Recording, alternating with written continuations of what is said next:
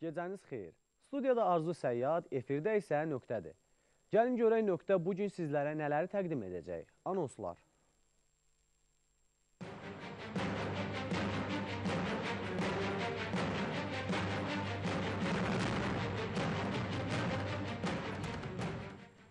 Bəşər Əsəd öldürülərsə, hansı ölkələr vurulacaq?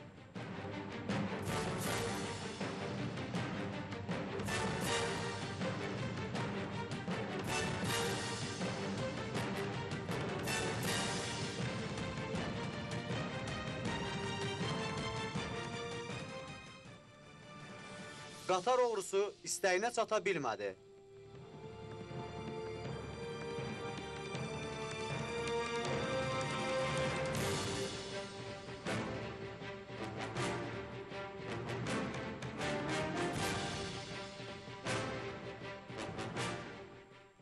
Suriyada ölənlərin sayı artmaqdadır.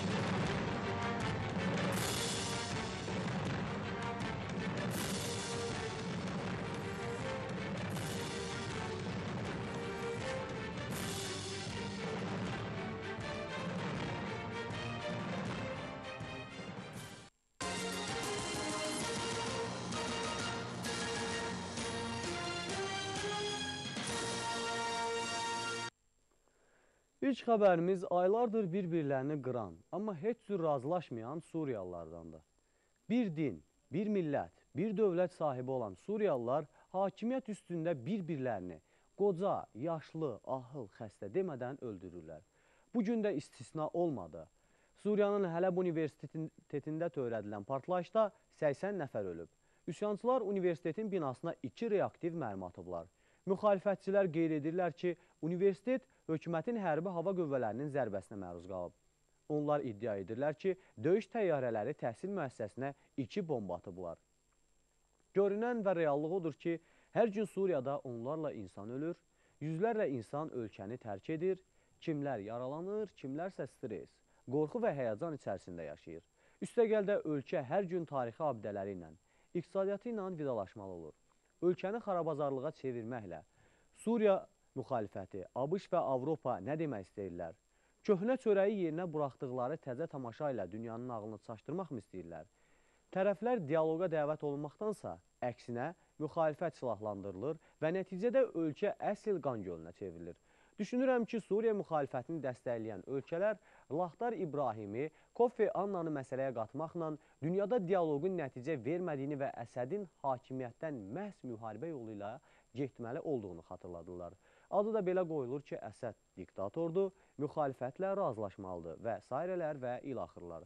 Amma o zaman ABŞ-a bir sual vermək istəyirəm. Bəs Qətərdə, Səudiyyə Ərəbistandakı liderlər diktator deyilmi? İllərdir hakimiyyətdədirlər və məhz sizə arxalanaraq görevlərinə də davam edirlər. Çünki sizi beynəlxalq arenada dəstəkləyib, öz sərvətlərini sizin üzünüzə açır, yəni nə deyirsiniz onu da edirlər. Çapar atını istədiyi yerə çapdığı kimi. Buna nə deyirsiniz? Buna niyə göz yumursunuz? Təbii ki, dünyada qütbləşmə gedir və ABŞ-la Avropa, Çin və Rusiya ilə açıq-aşkar rəqabətə giriblər. Amma bir şey də istisna deyil ki, Suriya kənardan aldığı silahların 70%-dən çoxunu Rusiyadan alır və bu isə ABŞ-ı qıcıqlandırmaya bilməz. Digər tərəfdən Suriya Rusiyanın regionda yeganə müttəfiqlərindəndir də deyə bilərik. Bizə isə o qalır ki, bu qütbləşən dünyada özümüzü daha diqqətli və daha analitik aparıb kənar maraqların qurbanı olmayaq.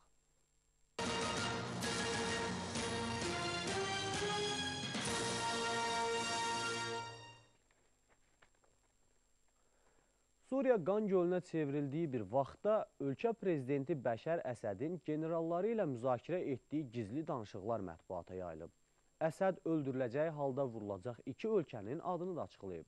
Xarici mətbuatın dediyinə inansaq, bu ölkələrdən biri müsəlman ölkəsidir.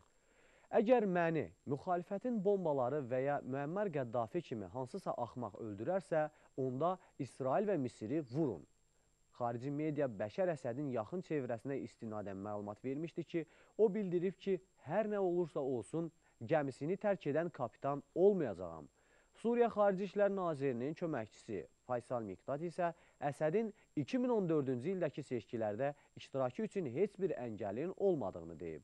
Faysal Miqdad söyləyib ki, bu onun təbii haqqıdır. Bir gələn, bir də getməlidir. Ya xoşluqla, ya da dəyənəklə. Amma iş orasıdır ki, Suriyada nə Əsəd getmək istəyir, nə də üsyançılar silahı yerə qoymaq istəyirlər.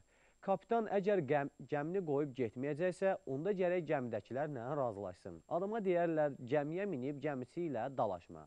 Bədii dillə desək, gəmi Suriyadırsa, gəmicilər də Suriya xalqıdır. Hadisələri izləyək. Görək, gəmi kapitanının əmri ilə hərəkət etdiriləcək, yoxsa gəmidəkilərin?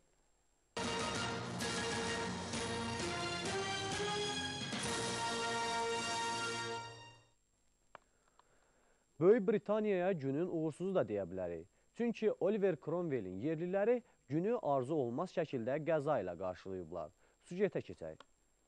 Böyük Britaniyanın paytaxtı Londonda helikopter qəzaya uğrayıb. Yanğınsöndürmə xidmətinə məxsus helikopter Temza çayının sahilində iş görən ağırlıq qaldıran krana dəyib və yerə düşərək yanıb. Helikopter 2 avtomobilin üstünə düşüb. Avqustda 109 helikopteri Oakshall metro stansiyasının yanında yerə düşüb. Helikopterdə yalnız pilotun olduğu bildirilir. İlkin məlumatlara görə pilot və avtomobillərdən birində olan bir nəfər ölüb. Son məlumatlara görə pilotun cəsədi hələ tapılmayıb. Daha 2 nəfər isə yanıq xəsarətləri alaraq xəstəxanaya yerləşdirilib. Hadisənin baş verdiyi Vauxhall rayonuna 20-dən çox yanğın söndürmə, təcili tibbi yardım briqadaları və xeyli polis gəlib. Helikopterin qəzaya uğradığı yer dəmir yol xəttinə yaxın olduğu üçün ərazidə qatarların və digər nəqliyyatın hərəkəti dayandırılıb. Qəzanın baş vermə səbəbinə gəldikdə isə qəzaya qatı dumanın səbəb olması versiyası nəzərdən keçirilir. Bir təsadüf 2 nəfərin həyatına son qoydu. London dumanlı şəhərdir. Burada çox vaxt havalar yağıntılı keçir. Bu hadisə bəlkə də başqa ölkədə baş versəydi, kim bilir, ölənlərin sayı neçə olacaqdı. Üstə gəldə metro stansiyalarında. Basabas insan tıxacları. Metro stansiyası günü ölümsüz başa vurubsa demək ki, hər şey vaxtında və dəqiq yerində fikirləşib. Təbii ki, arzum bu ki, heç bir yerdə qəza olmasın, amma şər deməsən xeyir gəlməz. Gərək hadisələrə hazırlıqlı olasan. Həyatda hər an hər şey ola bilər.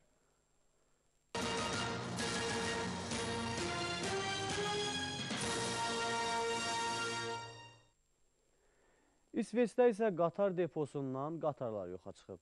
Bu ölkədə baş verən qeyri-adi oğurluq hələ bir müddət yaddaşlardan silinməyəcək. İsveçin paytaxtı Stokholmda bir xadimə qadın səhər tezdən depodan 4 vaqonlu qatarı qaçırıb.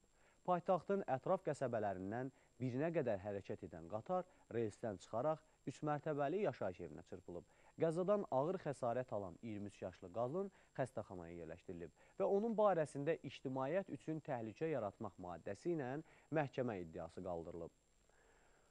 Oğlunun maşın qaçırdığını, telefon qaçırdığını, hətta oğlanın qız qaçırdığını eşitmişdim, amma qadının qatar qaçırmağı cürətə bir bax. Özü də xadimə. Qatar qaçırmaq elə asan olsaydı, indi dəmir yol nəqliyyatından bəlkə də istifadə edə bilməzdik. Deyirəm, qarın, boranın çovğununda onda olan fikrə bir bax. Hələ yaxşı ki, evdə xəsarət alan olmayıb, yoxsa cəzası bir qədər də ağırlaşacaqdı.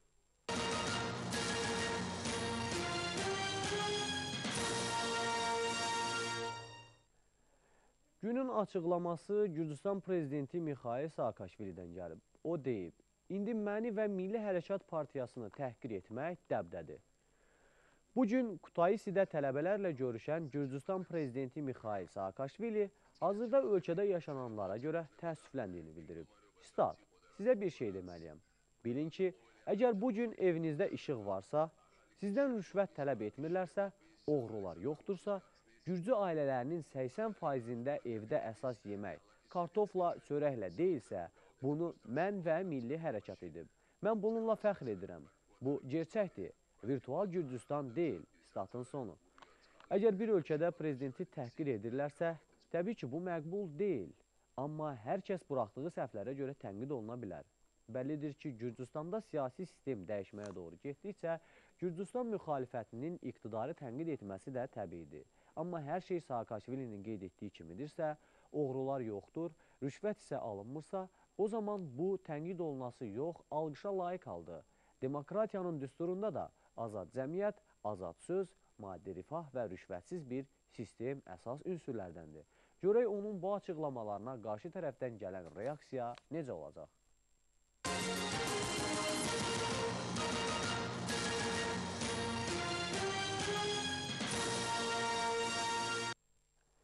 Verilişimizi tamamlamaq üzrəyik. Hər dəfə bəd xəbərlərə nöqtə qoyub, daha da sevindirici xəbərlər eşitmək ümidi ilə gəlirik.